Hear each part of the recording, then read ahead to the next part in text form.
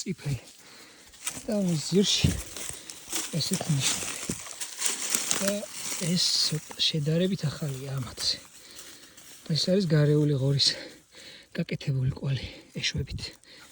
როდესაც ხესთან გაივლის, ეშვებს უსვამს და ხან ზურგს გააყოლებს ხოლმე, გაიხეხავს, მოიქავებს ტალახში ნაგორავებს ზურგს და შემდეგ განაგრძობს გზას. ესეთ იეროგლიფებს ტოვებს ხეზე.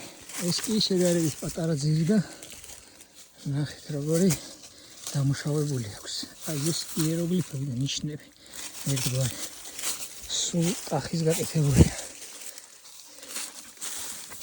როცა ტალახიდან ამოვა, იქვე მოძებნის ხეებს, ახლო-მახლო, გაუსვამს ზურგს, გაიხეხავს, მოიფხანს, ისიამოვნებს ამ პროცესით, ეშვებს გაილესავს ხეზე და შემდეგ განაგრძობს გზას ბილიკზე.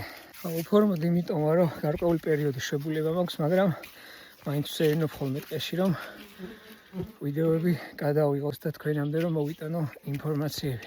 თუ ესეთი კვალი შეგხვდებათ სერინობისას ტყეში ხეებზე, იცოდეთ რომ ეს არის გარეული ღორის გაკეთებული. ტალახი რომ გითხარით, ეს ცოტა გამშრალია. აქეთ ჩვეულებრივი მერქანი და აქ ტალახიანი. ეს დაბლაგდია ღორმა გადაიარა, ეს ჩემი შინაური ღორია. ღორმა გადაიარა და მუცელი წამოსდო და დატოვა ესეთი კვალი ტალახიანი. ეს ტალახი არის გუბიდან ამოყოლილი.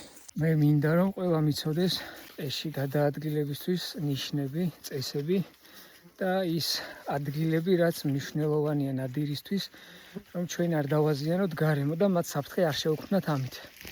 და ესეც გუბესთან წიფელი. როგორ აქვს დამუშავებული. აი ეს სულ ეშვების შედეგია. სულ.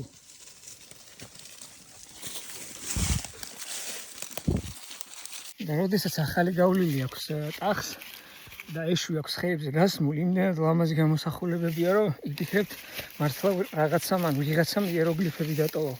მე მაქვს ეს კადრები გადაღებული და ვეცდებ ვიპოვო და ვიდეოს დავუთავ აუცილებლად.